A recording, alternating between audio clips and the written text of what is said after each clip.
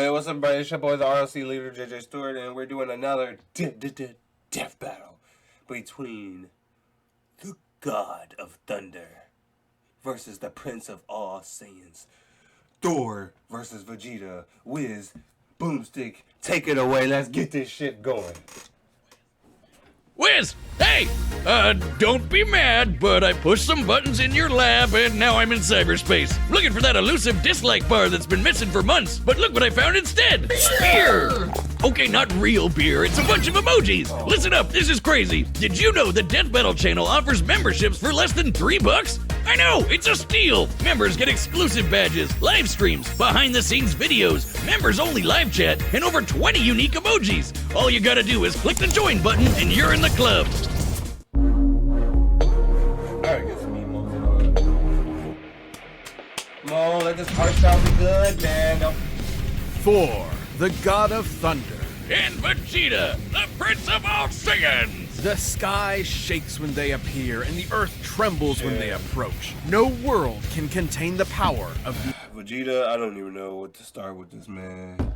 He has had some good battles, and then there's been some L's he's been taking lately. He's been taking L's from people that other fucking people be bodying, like Majin Buu, Android. I think it's 18 or 16. I think it's 16. Android 16. I think that was his biggest, lowest sad fight is when he faced Android. I think it was 16. When he faced Android 16. Either 16 or 18. I be getting them mixed up. The girl with the denim jacket. She fucking kicked his damn arm and broke that bitch. But then other people just bodied the shit out of her like crazy. It's like my boy Vegeta be getting L's, man. He be taking L's from people that it's sad, man. these two gods of war. Or their egos. He's Wiz and I'm Boomstick. And it's our job to analyze their weapons, armor, and skills to find out who would win a death battle. Thunder cracks, the heavens rumble, lightning blinds your eyes. You look up to the sky and pray for mercy because Thor is angry. Well, you would have if you were a Viking. Nowadays, we don't have time for myths and legends. Oh, don't we? For in the modern mythology of Marvel Comics, the Norse god of thunder was reborn. And I'd wager this Thor is a hell of an upgrade. The son of the All-Father Odin, Thor lived the life of a warrior prince, battling all manner of magical foe for thousands of years. That is, until he got... You know when it's that time. Back row. Read along. Alright, let's see. Let's introduce Thor. Odin's son, age, millennium, many millenniums, height 6'6", 198, weighs 640, wow, 290 kilograms, 290.3 kilograms, the Prince of Asgard, the God of Thunder, the founding member of the Avengers, a current owner of the Odin Force, the greatest foe, his greatest foe, new master, wow, get the fuck, new master 64, I'm done. A little too big for his britches. So to teach him a lesson about humility and compassion and whatever, Odin exiled him to the worst place in the universe, New York. Ooh, you hate to see it. Thor's Asgardian body is immensely durable, immune to disease, and capable of healing far faster than any mortal man. He's also the literal god of strength. We're talking lifted a planet-sized serpent strong, knocking out the Phoenix Force strong, arm wrestling with Hercules and almost throwing the Earth out of orbit strong! Notably, he was once blasted with a graviton bomb, which subjected him to the gravity of a neutron star. That's over 200 billion times greater than Earth's gravity. And he's got the stamina to match. Nice. Able to fight for 40 days and 40 nights without stopping. And what better weapon for the god of storms to wield than a sentient cosmic storm? Eons ago, the almighty god Tempest rampaged through the universe. It arrived in Asgard, and after a pitched battle, Odin managed to trap it within a block of the magical ore Uru that he would forge into his son's hammer, Mjolnir. Oh, what more can be said about this beautiful thing? Forged in the heart of a dying star that went supernova and killed the dinosaurs, Mjolnir is maybe my favorite thing ever. He can channel bolts of lightning, manipulate the weather, open... Contains 𝙁𝙤𝙬𝙧.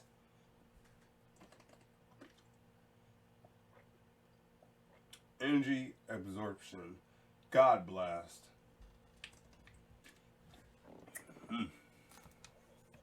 Portals to other dimensions, and absorb and redirect energy attacks.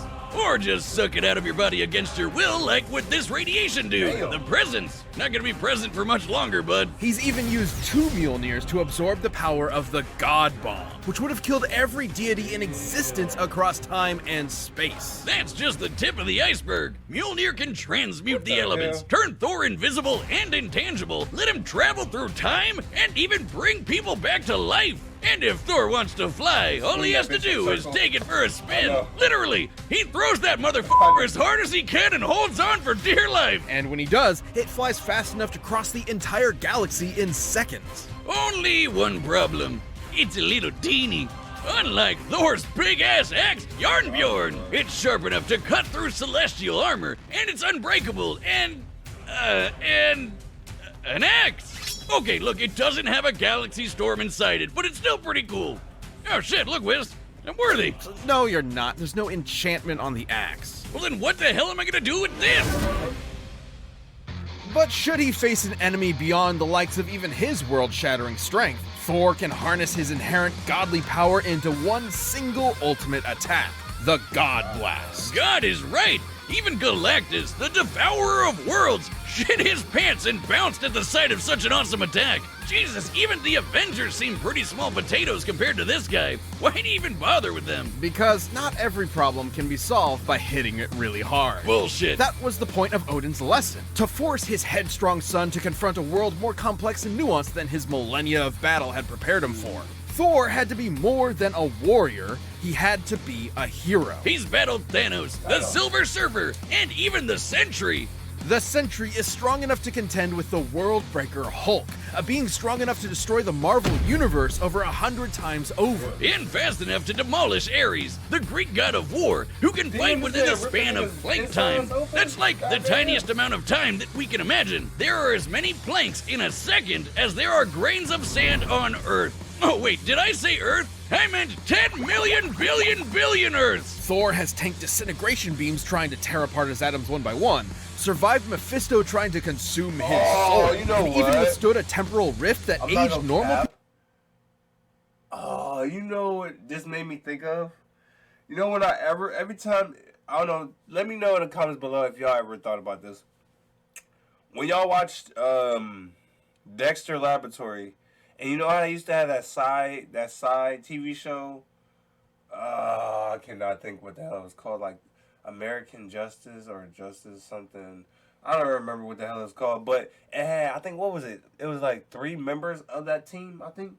It was like a Patriot, Batman, like, dude. Then there was the dude with the guitar solo that looked at like Thor. And his hair is like all over his face, or down his face, or you couldn't even see the dude's damn hair. I mean, the face, his eyes. That's what he reminded me of when I was watching as a kid, and I seen Thor, and I was like, oh, that's the same guy that that's the same guy that was on Dexter Laboratory with the long hair. I don't know who the other teammate was. It was the Patriot dude. It was the dude with the guitar, which is the blonde hair dude. And I'm gonna have to look it up, cause I don't know what it is. But yeah, that made me always think of that. That was a good show though. I missed that show. people to dust. Oh, he's a hard bastard to kill, and even nastier when he loses his temper. By entering a state known as Warrior's Madness, Thor commits an unpardonable sin in Asgardian society and willingly sacrifices his sanity for a tenfold increase in... That scene was shitty. They could have did better with that eye scene, with him getting his eye cut out. They could have did better with that. Like, it's like, Marvel, if y'all need tips, go talk to The Walking Dead. You see what they did to Carl? That motherfucker eye looked disgusting, like you just wanted to stick your finger in there. Ugh. Made my skin crawl. Bro, Negan talk about some... Because I think that's when Negan was like, man, I just want to touch it. Yeah, Negan wanted to touch his eye socket with all the stitch. Ugh. It just made my skin crawl. I was like, damn, Carl. They shot your damn eyeball out. Marvel, that's who you need to talk to. Y'all need to talk to the Walking Dead cast, man. Because they make that shit look on point. Power. Yeah, despite being a really sweet lunk that talks like he's in Masterpiece Theater and dresses like he's in What's Opera, Doc, Thor has struggled with being worthy of his father's legacy and throne. But no matter what unbelievable shit Marvel throws at him, Thor always rises to the occasion. Take the time this big machine... I didn't like that.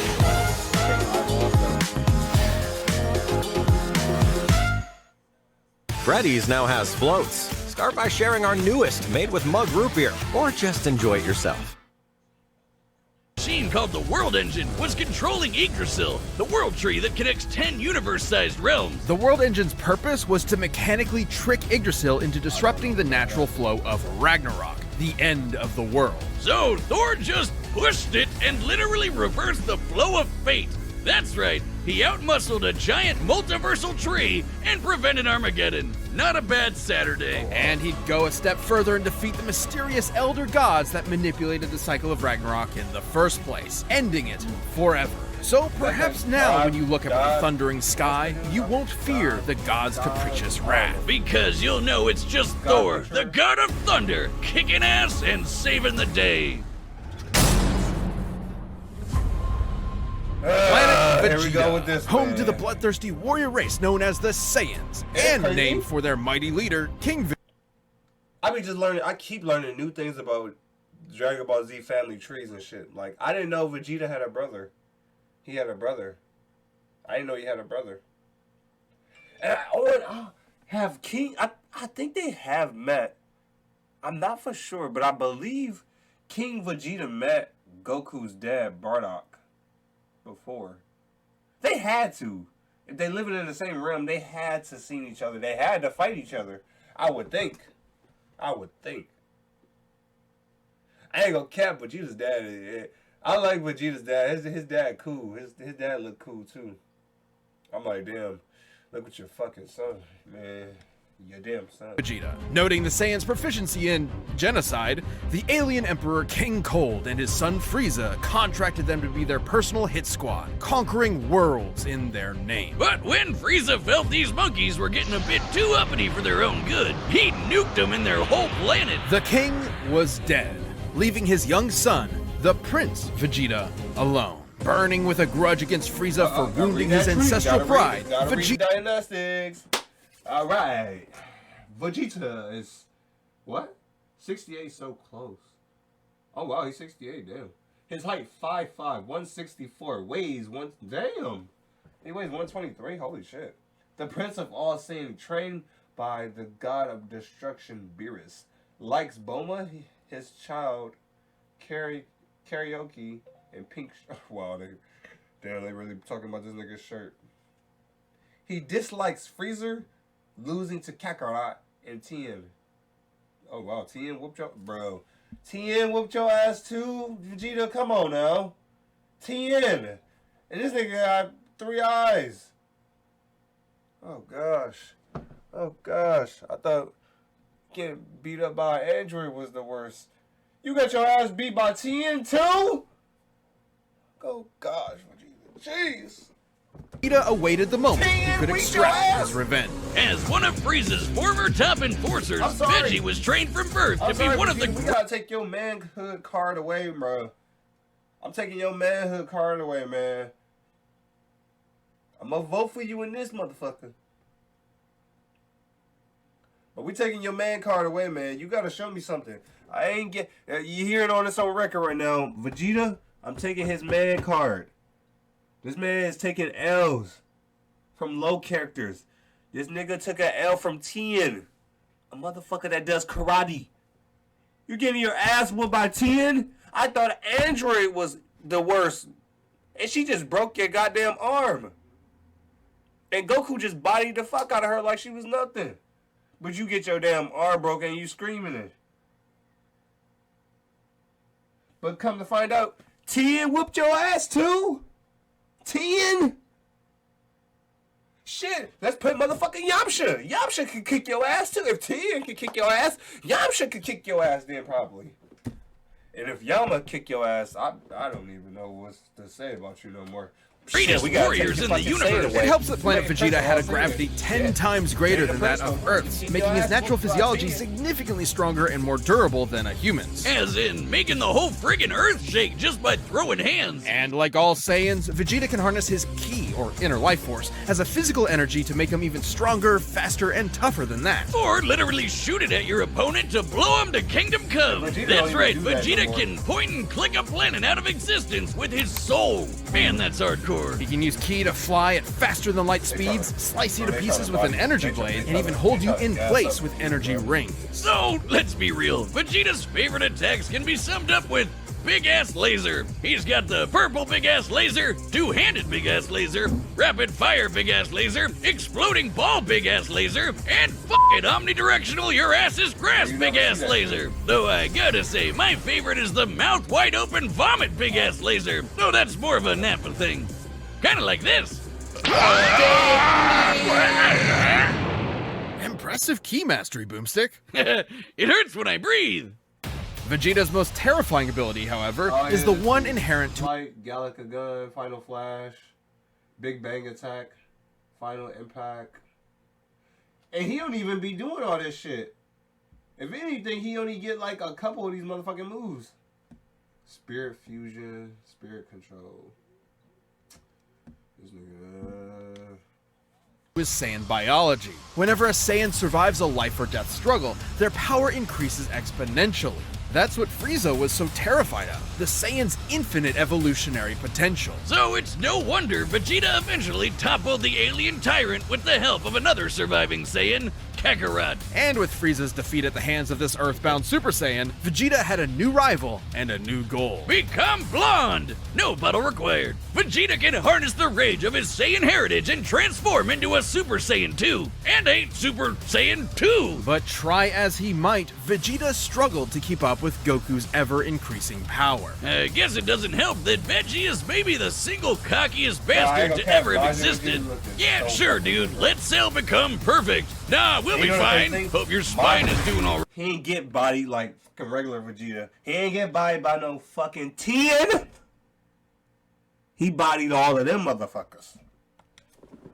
Right? This video is Dumbass. Though Vegeta did manage to accomplish something that even Goku couldn't do on his own, becoming a god. Once he and Goku met the god of destruction, Beerus, they had a whole new lineup of martial artists to conquer, with some angelic training to boot. With Spirit Fission, Vegeta can forcibly absorb an opponent's ki with every strike. And he even learned Goku's patented instant transmission, allowing him to teleport huge distances. But most importantly, with God Ki, he can go even further beyond and become a Super Saiyan God. A Super Saiyan God Super Saiyan, and a Super Saiyan God Super Saiyan evolved. His power got completely insane. The dude was strong enough to destroy the Room of Spirit and Time, an entirely separate dimension, just by powering up. When Goku fought Beerus, he nearly destroyed the universe. And that was the very first time he ever went Super Saiyan God. Considering we've measured Dragon Ball's Universe 7 to be up to 13 times bigger than our own, he'd need to be punching with that much more energy to bust it. And since the shockwaves of their punches traveled across the universe in seconds, Goku would have had to be punching that fast too. And that's not accounting for Vegeta's training in various exponential transformations. When an amount of power is measured by how many universes it can destroy, that power itself becomes incomprehensible. Oh, we're not done. Vegeta can tap into the same monstrous energy Beerus has, destruction energy. And when he does, he can perform Hakai and erase your ass from existence entirely. It erases you physically, spiritually, and even temporally, as in it wipes you from time itself. Such is the might of a god of destruction. For when Vegeta wants to go one step beyond, he seizes that very power. He becomes a warrior fueled only by lust for battle. He becomes Ultra Ego. If Vegeta's head wasn't big enough before, his Widow's Peak probably has its own zip code by now. As the offensive counterpart to Goku's Ultra Instinct, Ultra Ego Vegeta is a veritable juggernaut, able to absorb any hits that come his way and return them even stronger. It's wild this guy has a Napoleon complex. He's one of the biggest badasses ever to exist. In a way, failing to beat Goku was probably the best thing for him. Vegeta's whole life was spent rebelling against the humiliation of his race, trying to prove his worth by being the best. By contrast, Goku's self-improvement was never stunted by his ego and insecurities. Halo But top. have we seen Ultra Ego in the damn Put yourself on DBZ top. universe? No. I got a call from some scammer who had the nerve to ask for my Medicare number. In realizing that, Vegeta became more than a fighter, but a husband and a father as well, willing to sacrifice himself for what mattered most. And Vegeta got a taste of that himself when he hooked up with Bulma for some Super Saiyan sexy time. Getting to beat Frieza's golden ass probably didn't hurt either. He may not always win, but he'll never be put down for long. So be sure to practice your groveling, because this is one prince you don't want to piss off. Oh wow, they didn't talk about him getting his ass beat. This show is sponsored by BetterHelp. Life can be over. 18, I think. I'm still It can't is for all believe you got possibility. your ass beat It's by time 10. for a death battle! Body in here, my God. Okay, here we go. I'm pulling for you, Vegeta.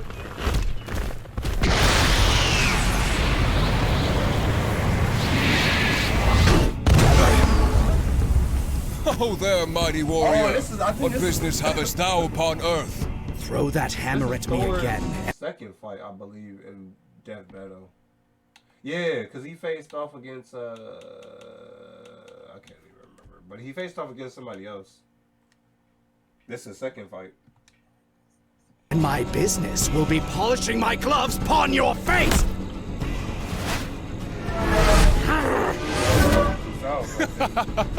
Didst that count?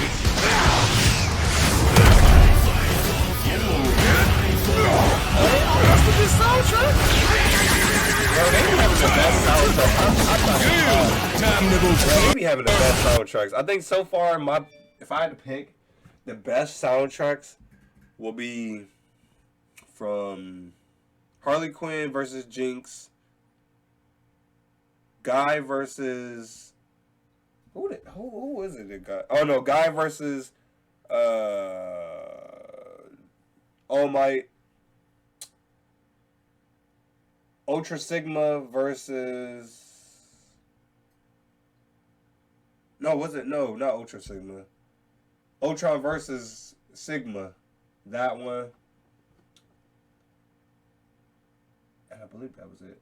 It was them 3 songs, I think. No, and there's this Samurai Jack versus Black Afro. Or Afro Samurai.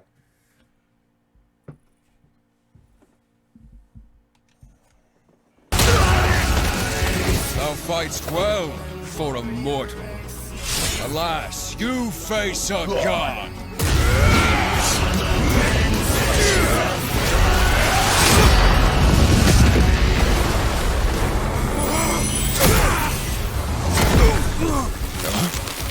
I have evolved beyond gods. Oh, what you want to tell I'm the prince of all Saiyans, and you can burn in hell! Big Bang Attack!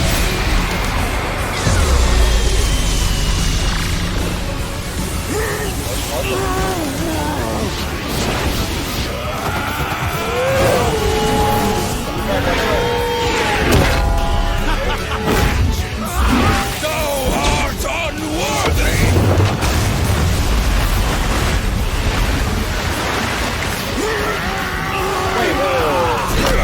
What the fuck?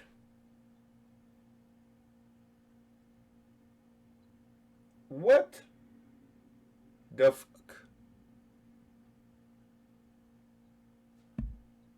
You go from Super Saiyan Blue, which is your strongest, to revert down to Super Saiyan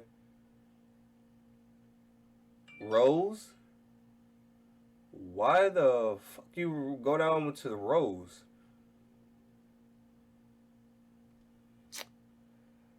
Let's get this going. Keep going.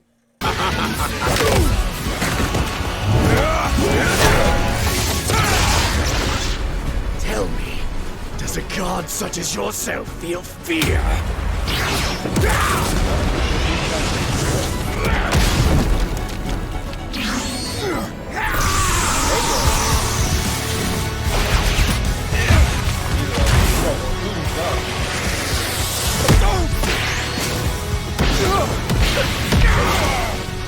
No fear, only thunder!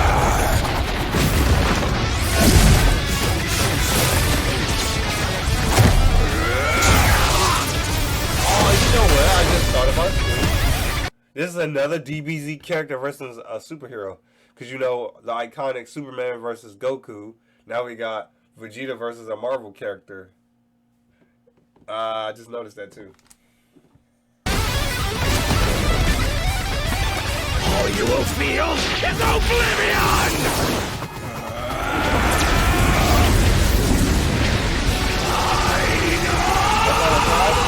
Feel heaven's wrath!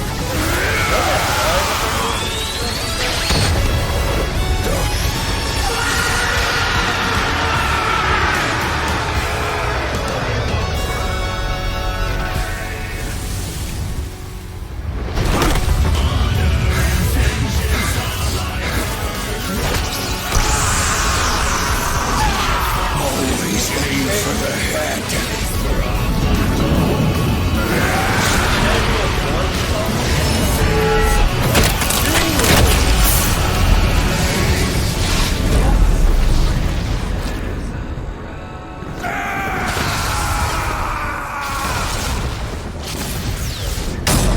KO! Oh, I get it. Thor won because he's a natural blonde. Despite Vegeta's immense power and tenacity, the God of Thunder had him outmatched in several key areas. First off, the big one, who was stronger. Despite being up against the God of Strength, Vegeta actually matched up pretty closely with Thor. Both could output power far in excess of destroying a single universe. It's always tough to get an exact number for Dragon Ball Super's most but powerful Thor been characters, through more but fights we than can Vegeta. combine the size of he Universe took more 7 with power and multipliers rise from for Vegeta's Vegeta. transformations to get a rough estimate. It's important to note that Ultra Because you gotta Ego's think power about boost it. Between Vegeta and Thor, I would say Thor and Vegeta had many fights, but Thor overpowers Vegeta because Vegeta, not Vegeta, Thor been through a lot of his fights he been through. He took blasts for the face, through the body. Shit, hell, he took that big ass beam to get Stormbreaker, to fix Stormbreaker in the Avengers movie. He took that whole blast. Vegeta really, the many fights Vegeta been in, he didn't really take blasts like that. The big blasts he really took were like ones where he sacrificed himself. Something like that, where he sacrificed himself and took a blast to the face, basically. Or he just destroyed his, or he just blew his, I can't even speak right. Unless he blew himself up. Because if you really think about it, the matches Vegeta had is really beam against beam. Vegeta didn't really. Basically, what I'm saying is Vegeta haven't had a lot of combat fight to fight. He's been basically where a lot of the DBZ characters, they based on fighting close away, but they will fight close up. But sometimes they close away. Vegeta is that. Vegeta is the type of person. He'll come in close and then teleport and dip out and then start throwing beams at you. Vegeta's more on the throwing beams and the blast at you, and then if he has to, he'll come in close combat. Thor has to come in close combat because he's a Viking, plus he has Mjolnir that he can basically throw, but he don't rely just on Mjolnir where like Vegeta relies on his beams to take a person out, where he don't use hand-to-hand combat. That's how people like Krillin, fucking Tien, whoop his ass. And a fucking android, I think it's 18. And she just came out, they just created her, Dr. Gero created her, and she just whooped him, bodied him. And she wasn't even powerful, and she whooped Vegeta in combat. And she didn't even have to do a lot of moves when she whooped him. Because she, like, literally, bro, she bodied this man. She kicked this man out of his Super Saiyan form. Because this man went to Super Saiyan Yellow, and she bodied him and kicked his ass out of his Super Saiyan form. and broke his arm and walked off on him. No, actually, she didn't walk off. She knocked that nigga out when she broke that man's arm. Because while he was sitting there yelling and crying about his arm being broke, she clocked his ass out and then walked off. I was like, bro. Has never been stated. But we do know that Super Saiyan Blue Goku and Super Saiyan Blue Vegeta were roughly even in power. When Goku applied a Kaioken times 20 boost to fight Jiren, Vegeta kept up after going Blue Evolved, implying that both increases in power are roughly the same increase. Similarly, Blue Vegeta matched base Top, and needed Blue Evolve to keep up with Top's God of Destruction form, which is extremely similar to Ultra Ego in theme and purpose. Given this is the best current example of a measurable form akin to Ultra Ego, we can assume that Ultra Ego's boost in power, at least initially, could be extremely similar in terms of a percentage increase, making Ultra Ego's original state about 20 times more powerful than Blue Evolve. With that in mind, Vegeta at his peak could destroy a universe roughly 260,000 times over. And Thor was pretty close to that. Taking a look at the Marvel Universe's size, which has a radius of at least 1 trillion light years, as well as scaling to the Worldbreaker Hulk, Thor ended up only about 10 times stronger. Not terribly different, and it's definitely possible Vegeta's power could increase during the fight to match it. But even if he was stronger, it wasn't the only thing that mattered. Ultra Ego's damage absorption could only do so much against an opponent like Thor. Vegeta may have trained as a warrior from birth, but Thor has been fighting for millennia against a much wider variety of foes, allowing him to adapt to Vegeta fairly easily. And the fact that Thor was way faster gave him a lot of leeway to use that extra combat experience. Applying Vegeta's transformation multipliers to the shockwaves from Goku and Beerus' punches, that's what I was just saying, that Thor, he has fought close up. He don't have no choice because he has Mjolnir, just like how Cap is. He has no choice to fight. He has to fight combat. I mean, he has to fight close combat because the weapon he throws, it can come back to him, but he's still gonna have to go close combat. Just like Thor, him throwing his hammer, that means he still has to go in to collect it. Even if he has it in his hand, he has to go close combat. Vegeta never did stuff like that. It's only rare you see. It's rare you see Vegeta have to do close combat with somebody, because if not, he'd just stay back and just throw beams. Where like Toppo, like they just said, when he had to face Toppo, he had to go in close combat. Them beams wasn't gonna do shit against a god like him. Vegeta should be able to fight at nearly 300 quintillion times the speed of light. But scaling to areas moving within Plague Time, Thor would be over 70. Did close combat is when he fought. Beerus, Toppo, and Goku was like the main ones. Because everybody else, he used beams and was just doing beams. Quadrillion times faster. More than fast enough to avoid Vegeta's key attacks, and even more importantly, absorb all of them with Mjolnir. This alone could shut down all of Vegeta's ranged attacks. Sure, Veggie could absorb it back with Spirit Vision, but he'd have to hit Thor first. And with that much of a speed difference, that's easier said than done. And since Thor can just will the energy out of somebody, he could just take it right back, and then some. Even without absorption, Vegeta's ki reserves are not infinite, and many of his battles have ended with him at low energy. He was exhausted by the end of the Tournament of Power, which lasted about 1 hour in total. Meanwhile, Thor fought an army for over a month straight. Theoretically, Vegeta could have ended the fight immediately with Hakai, if not for the fact that Thor has resisted existence erasure before, including physically, spiritually, and temporally. Meanwhile, Vegeta had no way to match the God Blast, which could have killed friggin' Galactus. And that guy has threatened the infinite multiverse with destruction just as a side effect of his battles. That's a level of power beyond anything we've seen in Dragon Ball yet, let alone Vegeta. Vegeta was never going to go down easy, but Thor's raw power, speed, and devastating godly abilities were too much for the Prince of all Saiyans. Vegeta nearly won until Thor blew his mind. You might say that pun was kind of terrible. You don't do puns! We've talked about this! Aw. My thing. That was a terrible pun. Well, the winner is Thor.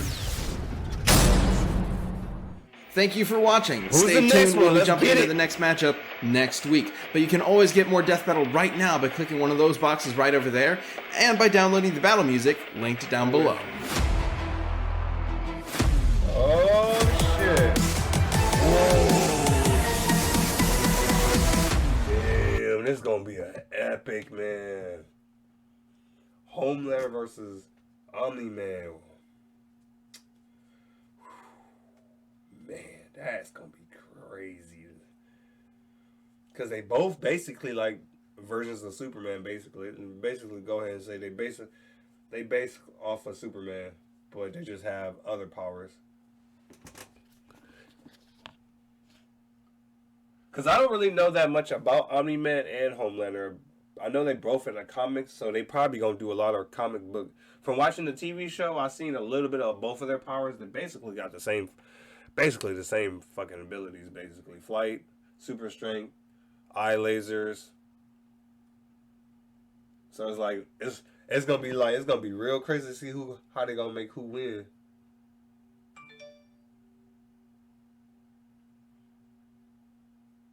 But yeah, I want to thank y'all for watching this reaction with your boy, the RLC leader.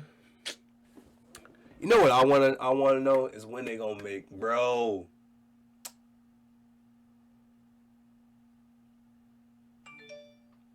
Bro, I'm gonna start a campaign, bro. Come on, y'all. I want y'all in the comments below. I gotta find. I'm gonna get their description for the death battle note thing where you can put in there and see who y'all want to be the next fight, bro. Come on, y'all. I want to see this fight. You know I'm the RLC leader. I want RLC member, RLC member 𝙍𝙤𝙬𝙚. Cause I don't know, have they did a Supergirl death battle? I think they did. I'm not for sure. I think they did. I'm not for sure. I'm not for sure. Let me see.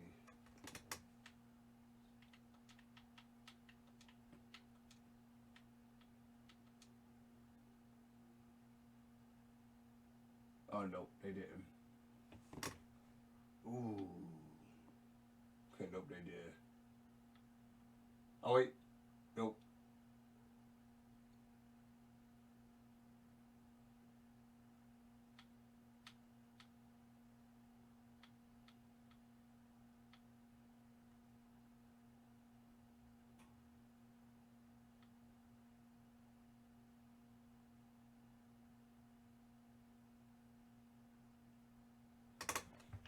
I want to do Kara, but not. I want to do Red Lantern 𝙍𝙬𝙬𝙚 versus. I'm trying to think. I want to step outside the box and who to compare it to.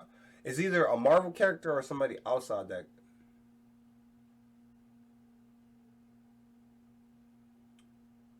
I'm gonna put it in the comments below who I'm thinking. Who y'all put it in the comments too, and y'all go fill out that form so Death Battle they can see it. I'm trying to get it, y'all. I'm trying to get a Red Lantern Corps Kara versus blank blank blank that person. We gotta be on them about it.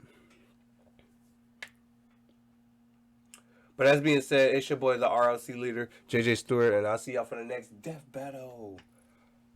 Make sure y'all zap that like button and zap the subscribe button. Become a member of the Core Lancers, because all we doing is getting big.